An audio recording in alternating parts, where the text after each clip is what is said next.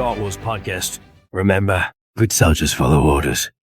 All right, hello guys, and welcome back to another episode of Clone Command, a Star Wars podcast. So today we're going to be recording episode 3 of our Balance of the Force series, and this one is going to be on the Sith Empire and the Army of Light and Brotherhood of Darkness. So, as usual, I'm joined by Josh whenever we talk about some expanded universe lore. What's up, Josh? How you been? Hey, I'm doing pretty good. How you guys doing? Yeah, we're doing good. Busy with holidays and stuff, but, you know, the usual. It's that time of year. Uh-huh. And of course, folks, that means that I have no clue when this podcast is going to get out because the last one took a really long time to edit. So, yeah. It'll be out early on Spotify. That's all I know because I don't have to edit that as much. Yeah, so really, first off, do you want to kind of just set the scene for the time period that we're in? So obviously, we just finished with the Great Hyperspace... The Great Hyperspace War. So maybe you can give us kind of like a time frame as to like when the Sith Empire and all this stuff that we're going to be talking about, like when all this starts comparatively to our last episodes. So, the Sith Empire was part of the last episode, part of the Great Hyperspace War, right? Yeah. So, after the Republic wins that war, they basically wipe out everybody on Korriban, but some of the Sith survive on some of the other planets in the Sith Empire, and a Dark Lord of the Sith known as Darth Vitiate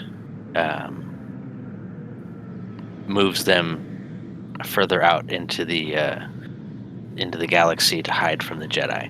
So the first part is basically just a direct continuation of what we talked about in the last episode. The Brotherhood of Darkness and the Army of Light, however, is a pretty big time jump. Because the Great Hyperspace War was 5,000 BBY, so 5,000 years before the Battle of Yavin, and the Brotherhood of Darkness and Army of Light are 1,000 years before the Battle of Yavin. So it's a 4,000 year period we're kind of gonna gloss over and kind of hit some high points, and then the Brotherhood of Darkness, Army of Light conflict sets the stage for the Old Republic, or as it's also known, the Galactic Republic, that people know from episodes 1, 2, and 3. So that's what establishes it, or it just kind of morphs into what we'll get there. Okay. We'll get there, because we still gotta wrap up the Sith Empire and a little bit of history around that time. The last episode, we ended on Legao Sadao coming back and convincing the Sith to attack again, with the Sith being defeated, and you were talking about obviously just now talking about Korriban being wiped out and the Sith fleeing into the unknown regions. So what happened to them after that? Yeah, so Darth Vitiate basically dragged out the search for a new homeworld for 20 years,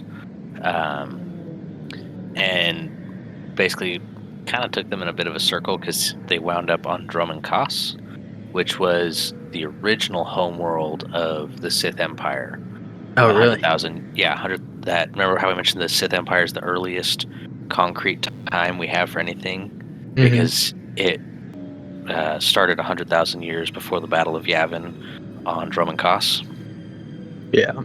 So in the intervening time, and then you time jump 75,000 years to the events on Tython that we talked about in episode 1. So during that, by this point, 95,000 year period, they'd kind of forgotten about Dromund Kaas, and it disappeared from their maps. So Darth Vitiate takes them on this long, torturous exile through the unknown regions, basically forcing everybody to rely on him because he's the guy with the plan. He solves the problems. He has an idea of where he's going to go, where they're going to be. So he becomes the focal point for Sith society, and he kind of molds them to himself in that 20-year period. Yeah. And then they get to Drum and Koss. He proclaims himself emperor, and at some point, he conducted a ritual which killed an entire planet. And all of the Dark Lords of the Sith that remained, and infused them with his power, or infused him with their power, which basically allowed him to become immortal. Oh, so he Yes. achieved what Palpatine wanted in Plagueis. Yes. Which we're getting into the Old Republic MMO, so the legendsness of it is a little like, because I think we talked about previously how there's like tiers of canon in the old Legends system. Yeah. So we're getting into the video games aren't generally as high tier as the books, and they're definitely not as high tier as the movies. Yeah. So because so much of the lore in this period comes from the Old Republic video game, it is a little like, we know Palpatine and Plagueis were trying to achieve immortality, but if you read the Plagueis novel, they're trying to do it through a better understanding of the Force and midichlorians and how to manipulate midichlorians, whereas Vitiate basically just brute forced it. Oh, really? Yeah, because he's basically like, okay, I'm gonna kill a world of millions, and then their life essence will become mine, and I'll just feed off of it forever, or something like that. The details on how it works are very vague. So were Palpatine and Plagueis aware of Darth Vitiate or whatever? Were they aware of what he had done? Is that kind of what spurred them on to actually attempt immortality? Or was this just like some obscure event that wasn't documented? So some of it wasn't documented. Well, so okay, the Emperor tried to the Darth Vitiate, who proclaimed himself the Sith Emperor. He suppressed as much as possible the knowledge of what happened to make him immortal, and because nobody else was immortal, he basically had always been there and always seemed to go on. So people just like, yeah, somehow he became immortal, and he's just our immortal emperor, and that's how things are. And anybody who found out about it basically got killed. But a few Dark Lords, and then eventually Revan and some others find out the truth. But whether or not they communicate that to the Jedi Order or record it anywhere that Palpatine or Darth Plagueis could have access to is very unclear. Like the Jedi Knight story in Tor deals with the Emperor and killing the Emperor, and then there's some Immortal Empire stuff, which gets weird. So it's really we're at the tail end of the Sith Empire period. It's almost all Old Republic MMO, and so the canonicity of it is very kind of loosey-goosey. So if something doesn't jive with some of the other material or doesn't make sense in certain ways, we kind of just gloss over it. But yeah, is that because? Well, why is that? So if it is based off the MMO, how come? I feel like that would have sort of a solid storyline. Well, so the MMO, the way they constructed it is every player has their own, or every class has its own storyline, and then later on there's a single shared storyline. And so in any of Okay. these video games, you have alternate options that players can take. It's not like you play through the game and every person's choices and experiences are the same. Uh, So there's some, like you could play through, like the KOTOR games are a great example. You can play the original Knights of the Old Republic, and you can have Revan go back to the dark side and be a dark sider at the end of the game. oh, But really? the canon story though is that Revan is redeemed, he kills Malik, and then he disappears. But Mhm. he's a redeemed Jedi at the end of the story, and he's male. Where in the game you could play a male or him as a male or female because you're the player. You get to choose what your character looks like.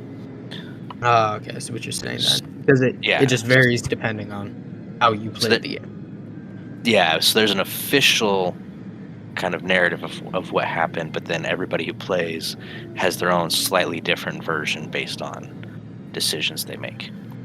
So Yeah. anytime you deal with video game canon and lore, there's an official version, but it's always a little squishy. But speaking of KOTOR, and well, actually, before we get to KOTOR, we need to set up some other things that are happening in the Republic.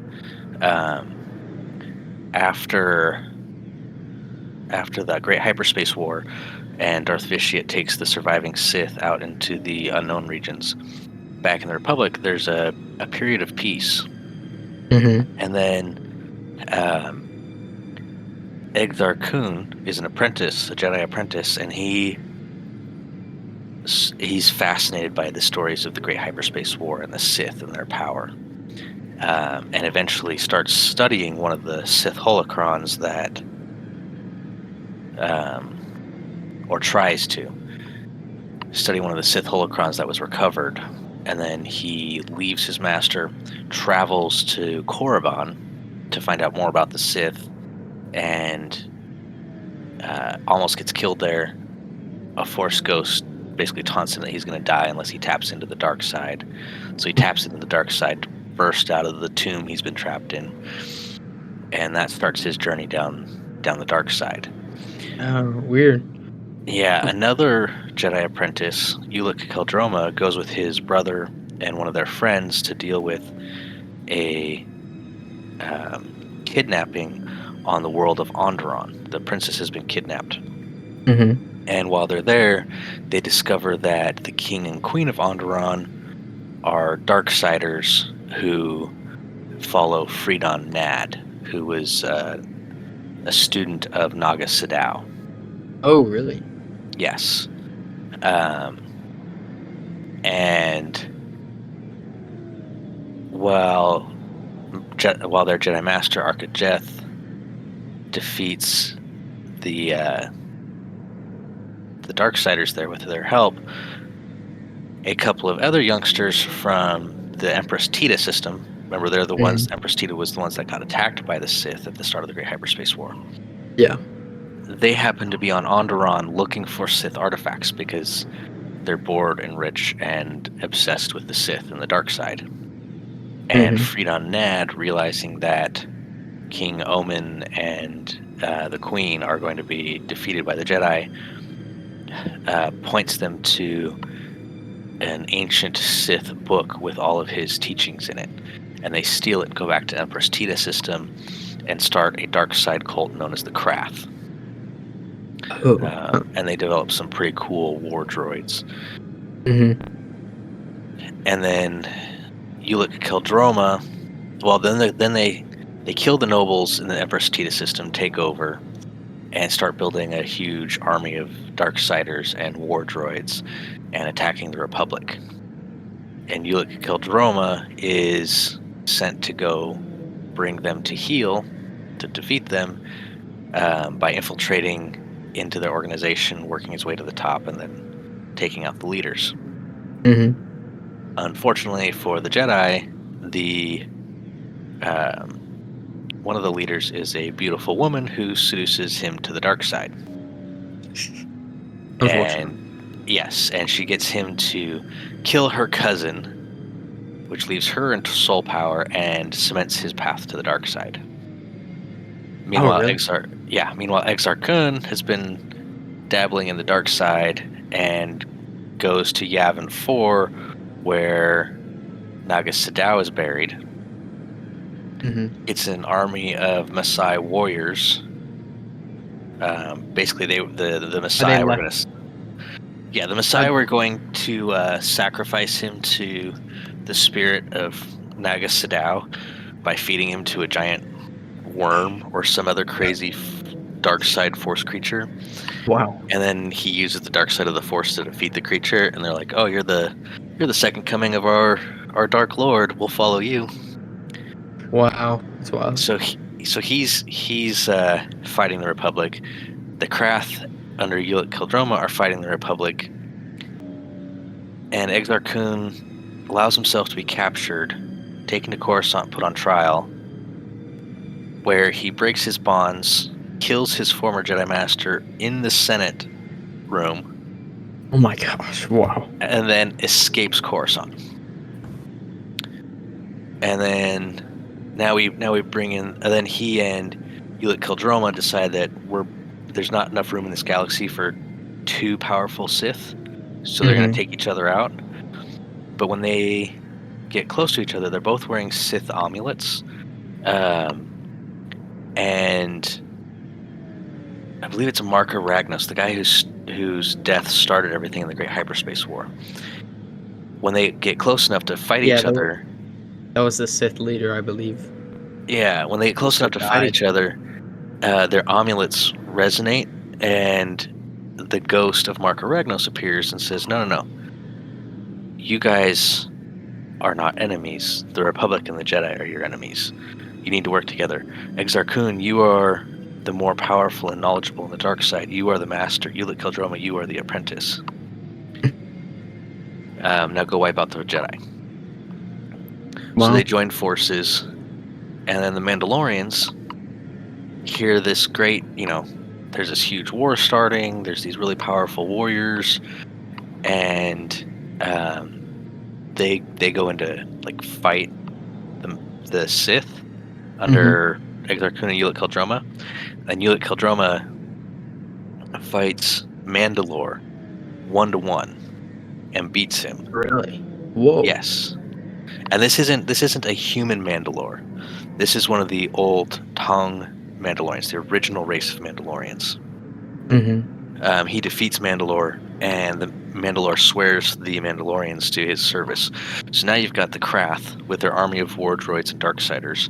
You've got Exar Kun and his army of Maasai warriors. And now you've got the Mandalorians all fighting the Jedi. Wow. Yeah, it gets very messy really quick.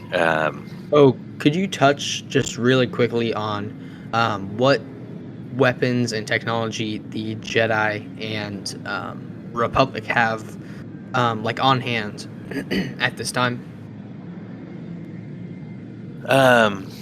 If that's known, of course. Yeah, so I mean, we've moved past beam tubes and stuff, so we're kind of in the era of early blasters and regular lightsabers. So we're not using proto sabers or force sabers. For those who don't know, proto sabers are basically lightsabers, but you have to have a large backpack or belt-mounted power generator. So we've kind of moved past that. Like the Hacksmith lightsaber? Yes, exactly.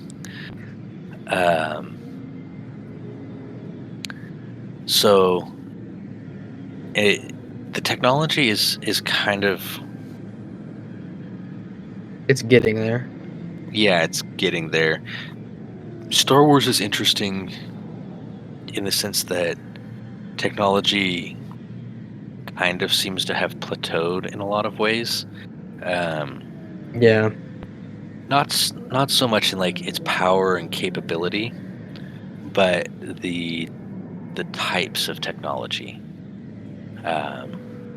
So that's a whole episode on how you go from beam tubes to blasters and that kind of thing.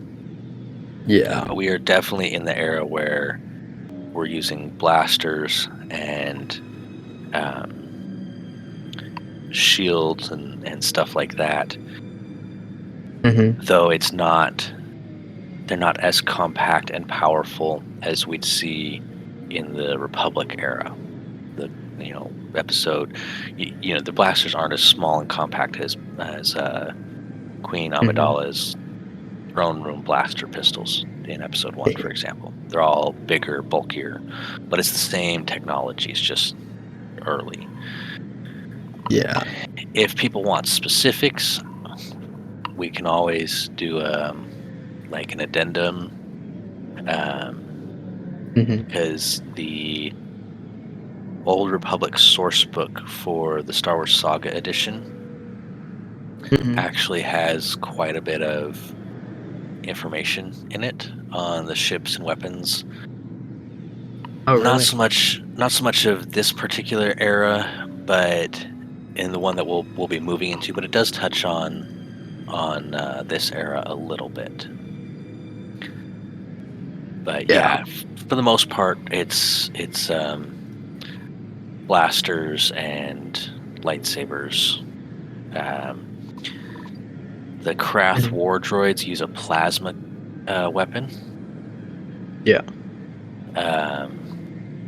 Which is interesting because it looks like a bow for a bow and arrow, but it's like gathering. The bow exists to like gather particles and then channel them down into the main emitter to create the plasma burst. Oh, cool. So it's most of the weapons and tech is going to be blasters, but there's still some very exotic stuff in this era. Yeah, for sure. It's not as not as homogeneous. Yeah. Or homogeneous. Yeah. That's cool. So, sorry, I totally got you off track there for a second there. So, you were talking about, so we have this huge army that the Sith have arrayed, and then what does Republic have? Does it have like a standing army, a fleet? What does it have to combat this huge force? It has some military capability, but Star Wars is very much a story of heroes. Yeah. So it's more of a... So we don't see the Republic's forces in as great detail as we see the bad guys, but they do have forces that the judicials and the Republic military system forces,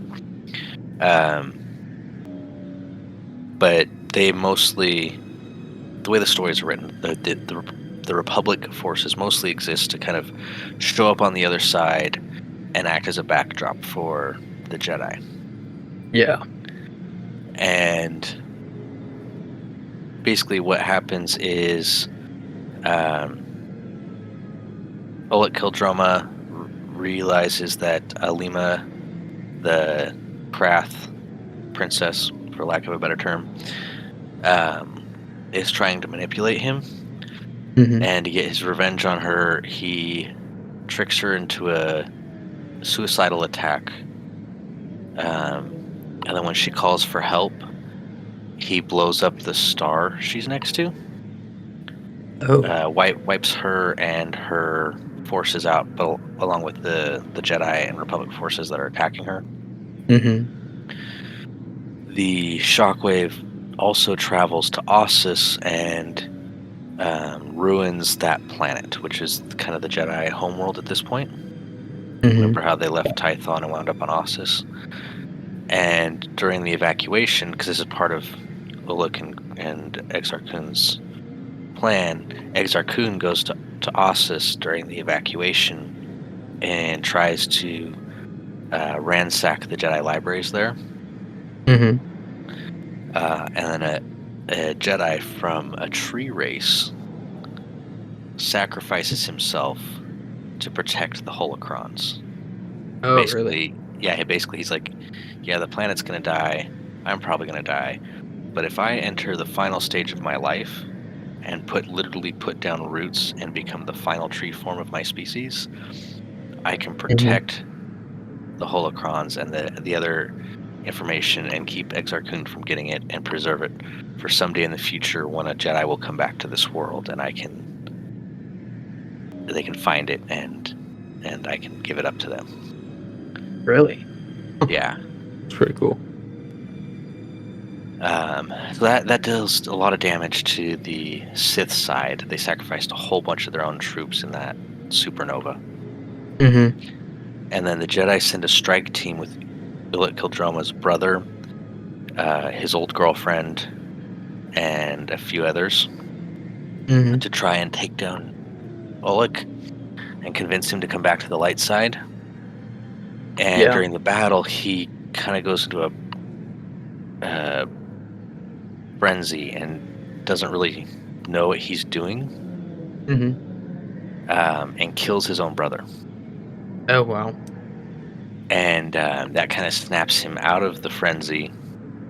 And what he realizes he's done while under the pall of the dark side, he repents and turns himself over to the Jedi, and they strip him of the Force, so he can no longer touch the Force.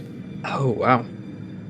But because he's the number 2 on the Sith side, he knows all their plans and everything, and that enables the Jedi to finish hunting down and defeating Exar Kun's forces and driving him into exile.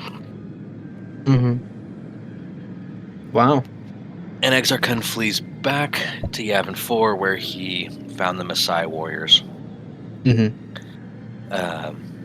Conducts a ritual there that kills off basically all the Maasai and traps his spirit on Yavin 4. So this is 4,500 years before the Battle of Yavin. So, spoiler alert for those who haven't read Legends, he comes back as a Force ghost when Luke puts his Jedi Academy on Yavin. He causes a lot of problems for Luke and his young Jedi students there. Yeah. I don't think I've. That's kind of that wraps up the Great Hyperspace War, because it was really kind of they're presented as kind of 2 stories that are interlinked in the canon. Yeah. And then we get a few hundred years of relative peace until about 4,000 years before the Battle of Yavin. And I know we're going kind of quick, but we've got to cover 5,000 years. Lots of stuff in this episode. Yeah. And that brings us to Revan and Malik at about 4,000 BBY. Yeah. I'm gonna pause real quick and say, Frankie on the Discord, this one's for you. I know how much you love Revan, so when we talk about this one, hope you enjoy it. Anyways, keep going. So if anybody's played the KOTOR games, they know the Revan story, or most of the Revan story. I think I read the Revan book. I don't think I read. Yeah, no, I never played the games. Okay. So in the one of my favorite of all Legends materials is the Old Republic graphic novels, which center around Zane Carrick. He is one of the greatest Star Wars characters ever devised. Oh, really? He's so much fun, and his story is really cool. And during that story, we see a lot of the kind of all KOTOR references a lot of stuff that happened early in the war against the Mandalorians, but you don't actually experience it. And so the Old Republic, Zane Carrick graphic novels actually happened during that time period with the Mandalorians invading, and you meet Carth Onasi, who's one of the companions, while he's still in the military and a hotshot pilot. You meet Saul Kareth, the Malik's admiral in the opening cinematic of KOTOR, when he's just a captain, and you see him bombard a planet to try and defeat the Mandalorians, not realizing that he's killing a whole bunch of innocent natives and stuff like that. Yeah.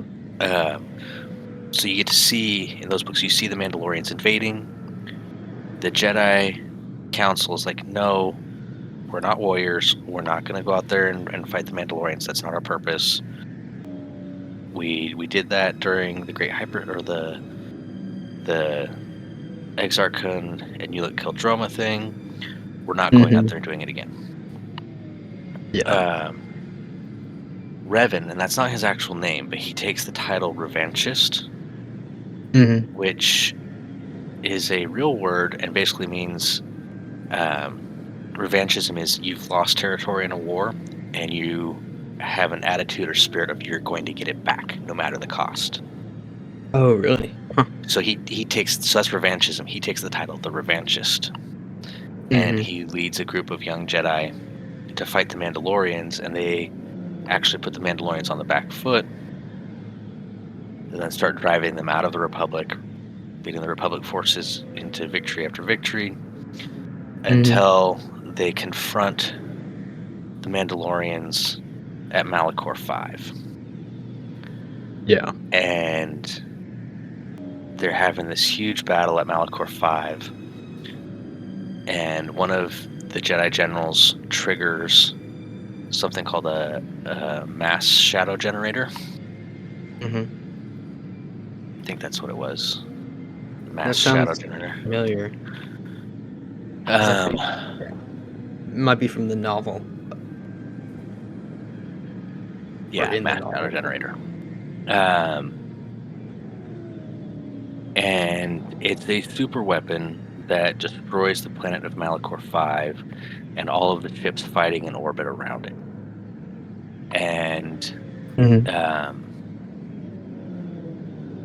Revan and Malak and some of their other Jedi and a handful of their soldiers are fighting Mandalore at the outer edge of the system. And they managed to survive the blast because they're far enough away from the epicenter. And Revan defeats Mandalore in one-on-one combat. And then as he's dying, the dark side kind of tendrils or manipulation that were on Mandalore that pushed him into this war disappear, and he realizes he was conned by the Sith Emperor, and he says something like that to Revan and gives Revan the location of a planet. Yeah. He met the Emperor's representatives, or the Emperor.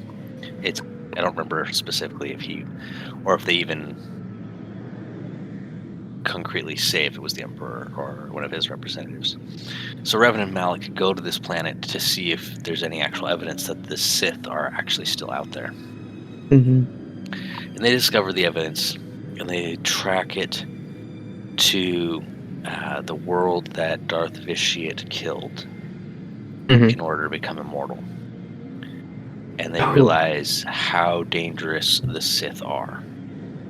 Because if the Sith can kill, and it's not just, you say killed the entire world, there are no microbes left. Oh my gosh. There is nothing that could be alive in any way left on the planet. So the bodies haven't even really rotted because there's no microbes or bacteria or anything to eat the bodies, because all of that stuff was killed as well. Wow, that's wild. But there's enough information on the planet that they're able to figure out where they should search next. Mm-hmm. And they make it to Droman Kos. And they just want a war against the Mandalorians. They're the most combat-hardened Jedi in the Order. Mm-hmm. And they have the pride and arrogance to go with that.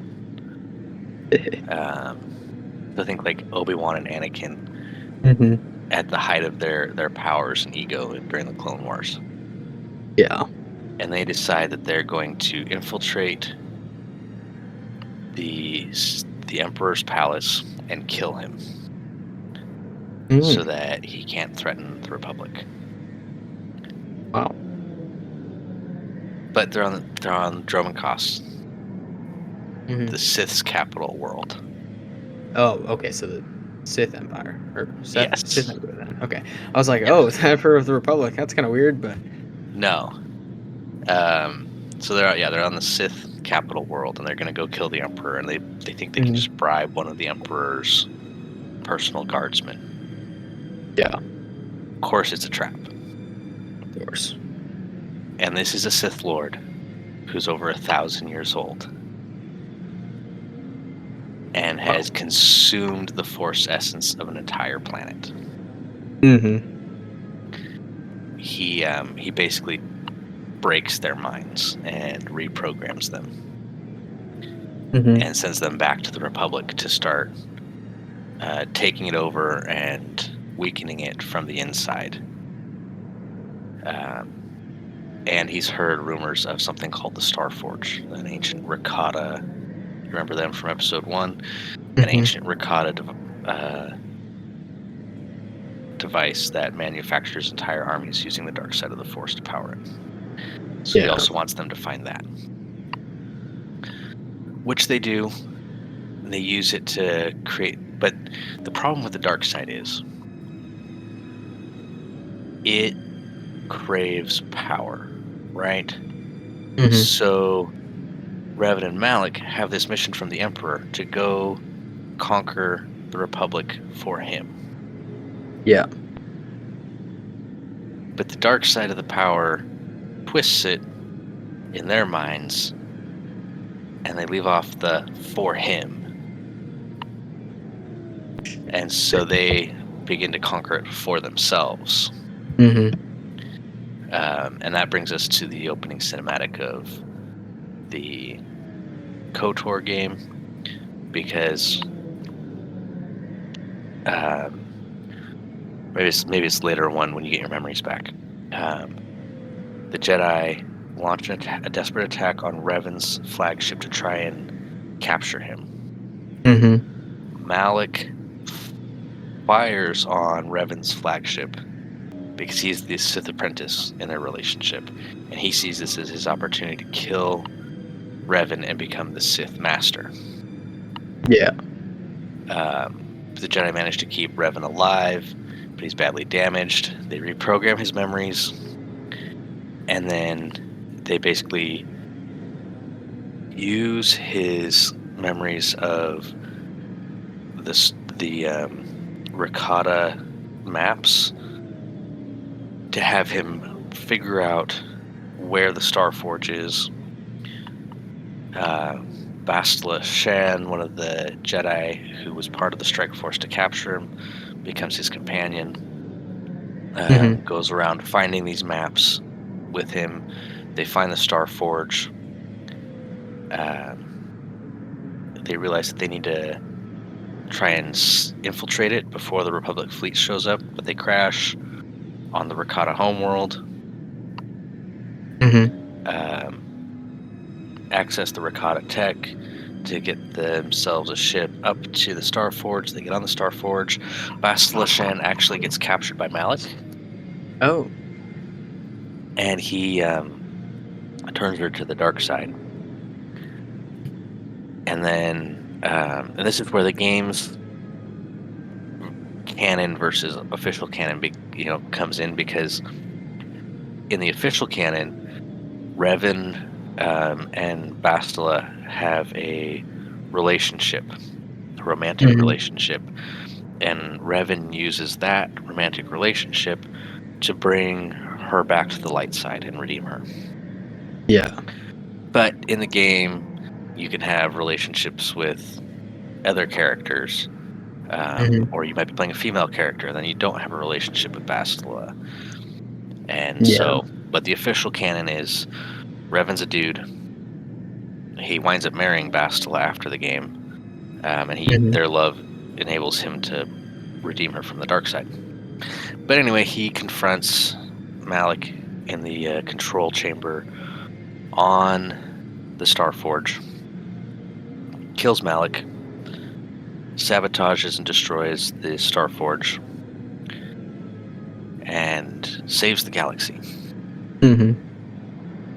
But when you get into the Revan book, which takes place afterwards, he's plagued by vivid, force-powered nightmares of terrible things happening in a terrible darkness that's threatening the Republic, which it turns out is suppressed and damaged memories trying to warn him about the Sith Empire and the Sith Emperor, which are still out there.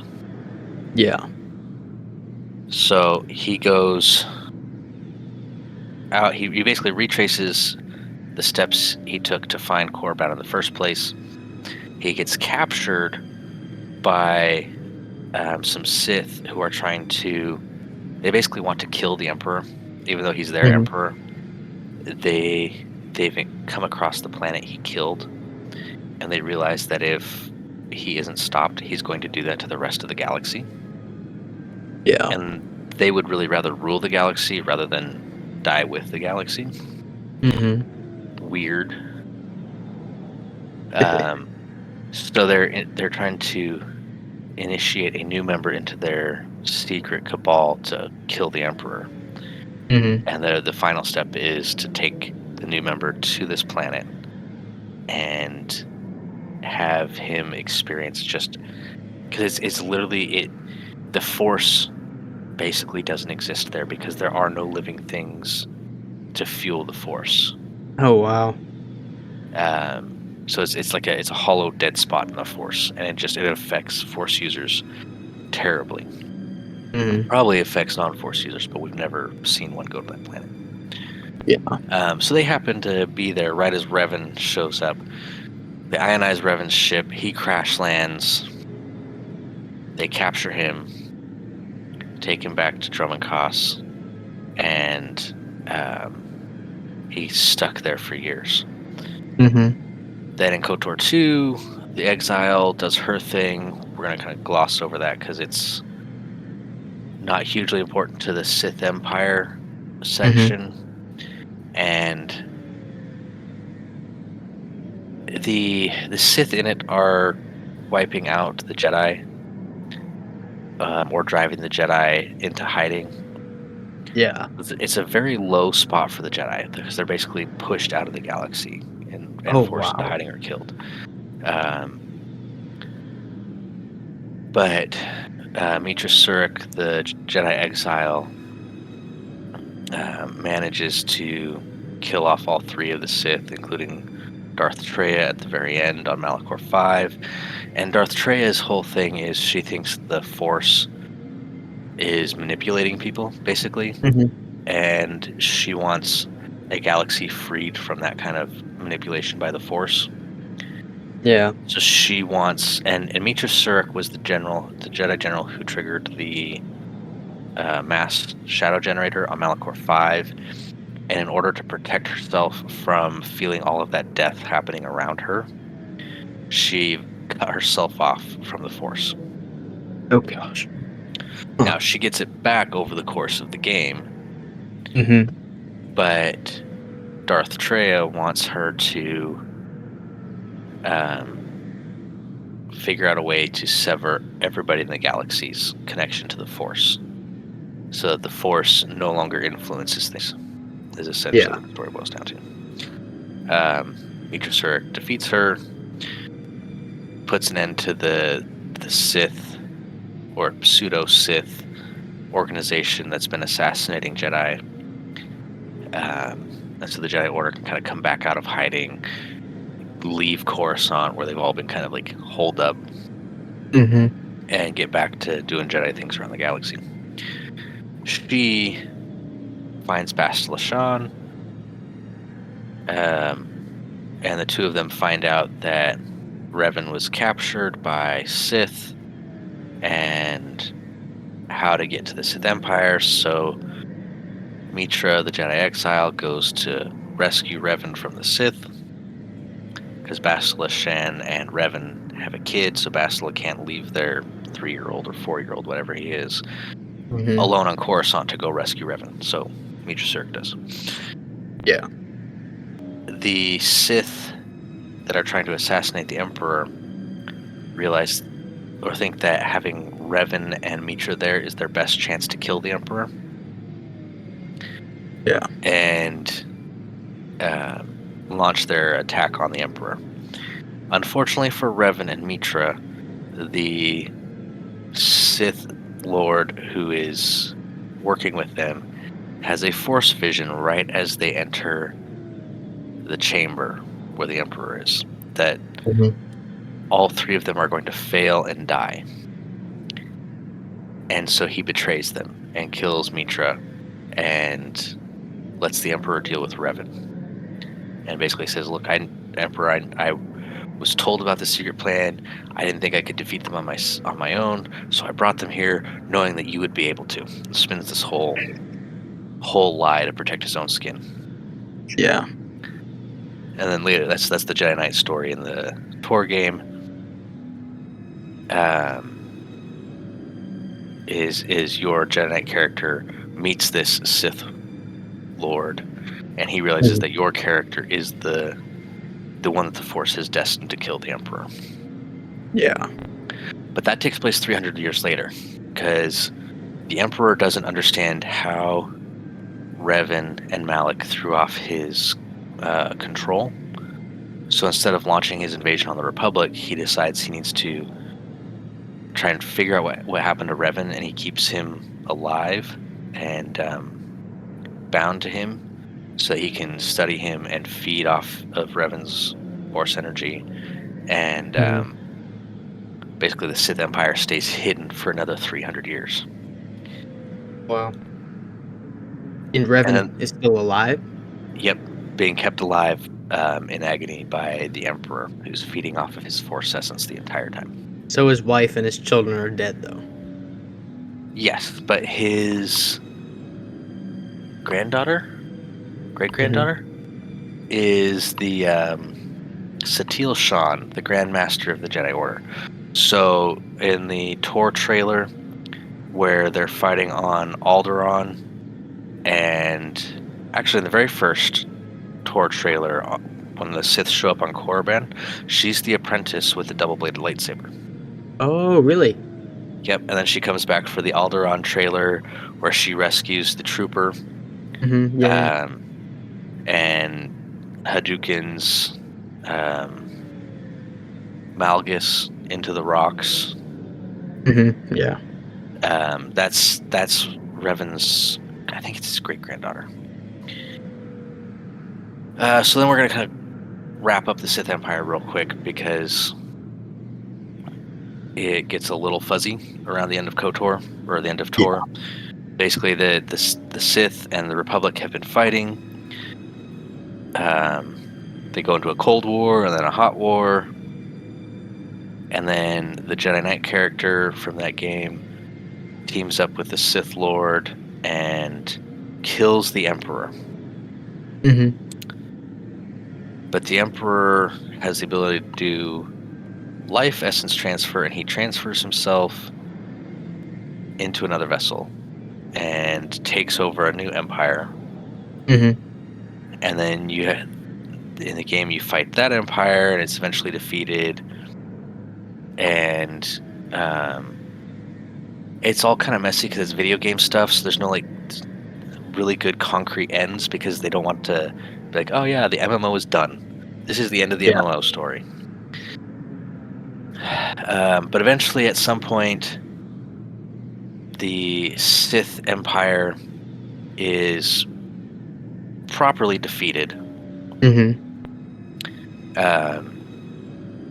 But that doesn't put an end to the wars between the light side and dark side, because the Sith Empire had dozens of nominally Sith lords. Now they're all a lot weaker because they're not trained up to the same extent. The dark side is a very self-centered a manifestation of the Force. So the more people using the dark side, maybe the more diluted it gets.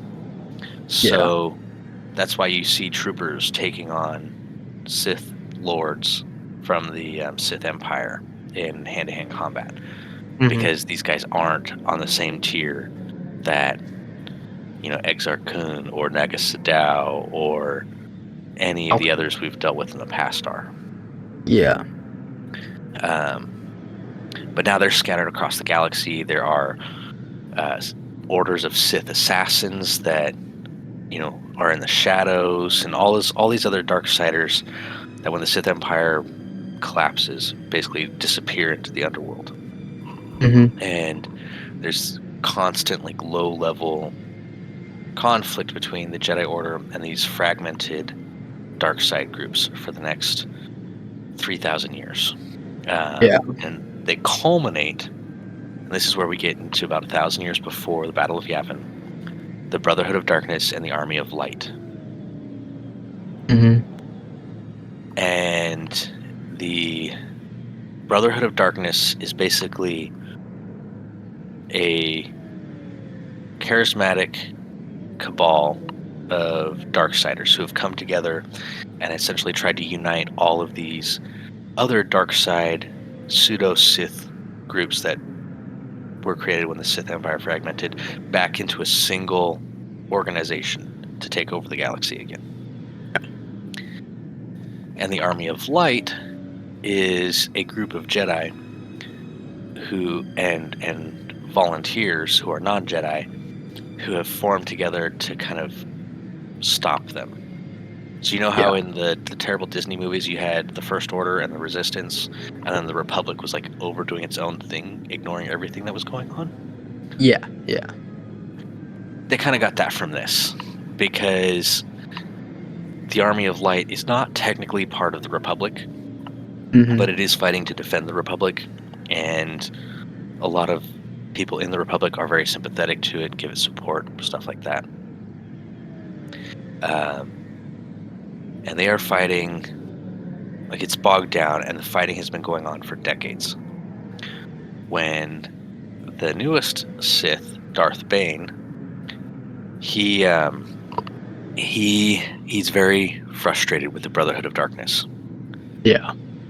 Because he had some trouble in training, and basically the Sith Lord, who is nominally Sith Lord, who is training them at this new Sith Academy, wouldn't give him any help. So he had to go down into the ancient archives under the training academy and read through all of the old Sith documents himself. And he realized this whole brotherhood thing of, we're all in this together, we're all sharing power, we're a community of Force users who just happen to use the dark side, is not actually the Sith way. Yeah. And so he leaves them to go find more about the old Sith and the true Sith. And he finds a holocron that Revan left behind on the Rakata homeworld when he was Darth Revan. And he finds other Sith holocrons and stuff, and becomes a very powerful Sith in the old sense. And you have to think that the Sith of the Sith Empire were mostly really low-level, mediocre Sith, right? Yeah. So what happens when all of those guys kind of scatter into the underworld, and they're mediocre, and they're training up mediocre students? And they've just created a tradition of mediocrity. And now the Brotherhood of Darkness has gathered all of that mediocrity into one place. And Darth Bane has said, nope, I'm studying the really powerful Sith. I'm going to be like the really powerful Sith. And he comes back, and he's way better than any of the others, including the leader of the Brotherhood of Darkness.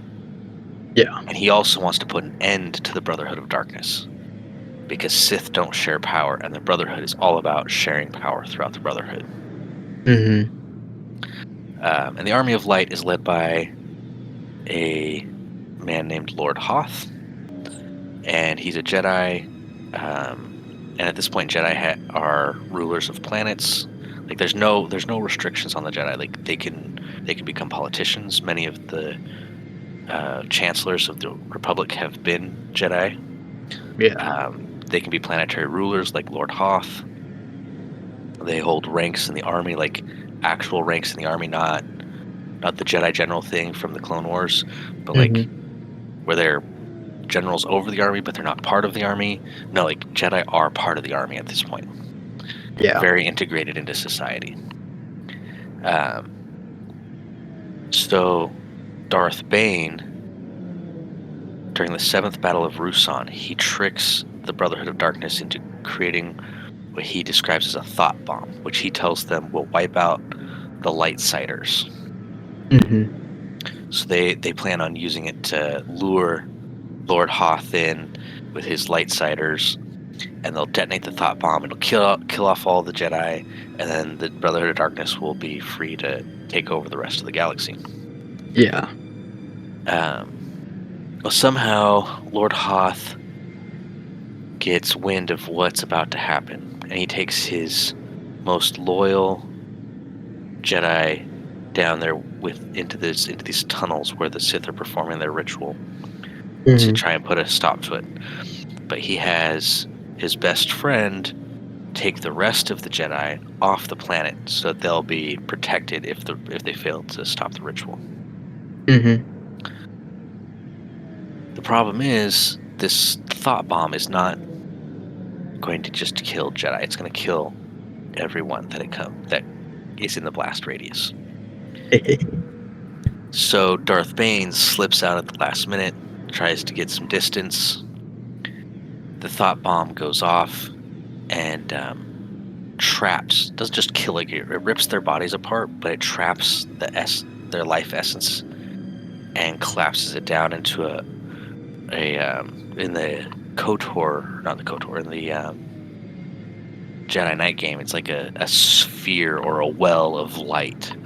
Mm-hmm. And it's all of these spirits of Jedi and Sith who were sucked into this vortex of the thought bomb in the moment it detonated. And it almost gets Darth Bane. Like he's at the very edge of it, and it apparently does some damage to his psyche. Yeah. But he survives. Finds oh,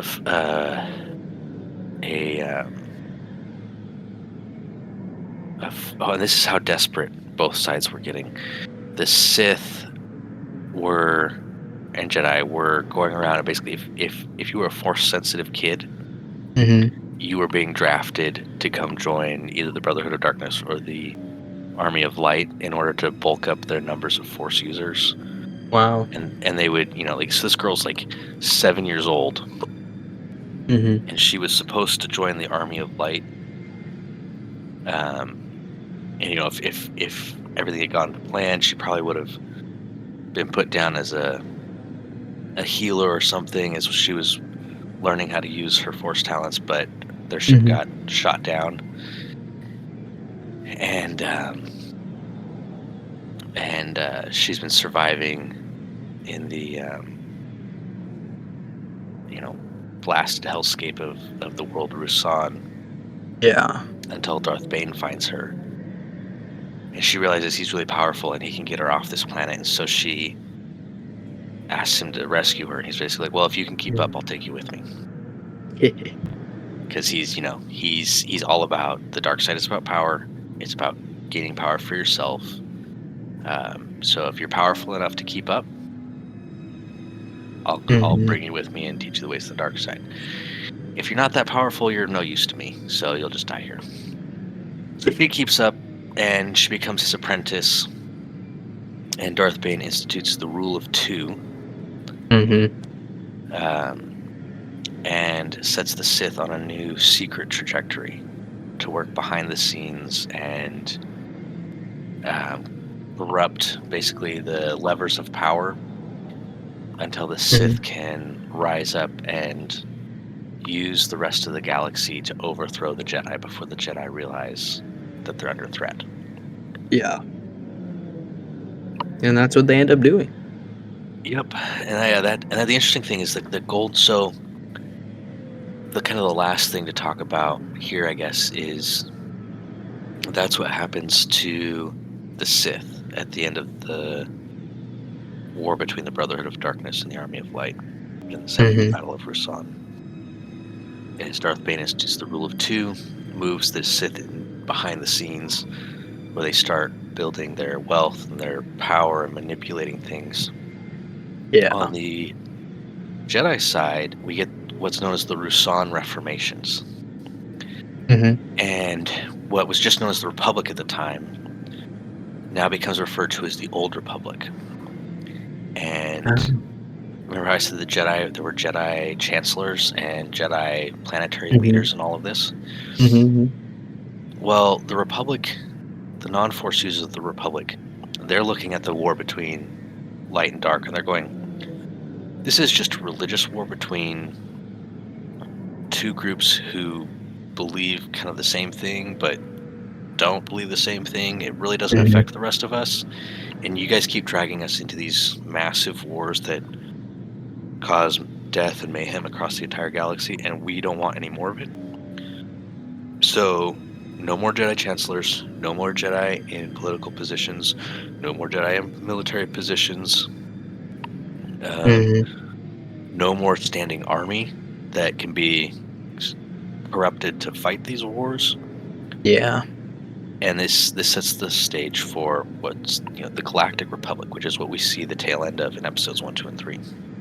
Yeah. And it's why we don't see Jedi politicians or any of that in those movies, is because the Rusan Reformation reformed everything about the Jedi Order and the Republic.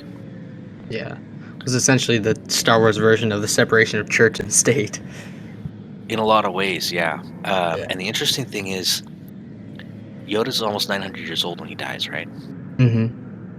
That means there were Jedi who fought in the Army of Light who could have still been alive, or were the masters for the people who trained Yoda. Oh, wow. Yeah. And so this whole concept of the Jedi have to be, separated from the rest of the galaxy. They can't form attachments with with anybody, because that kind of passion leads to falling to the dark side. Because again, a lot of the people who fought in that war were very young and very poorly trained.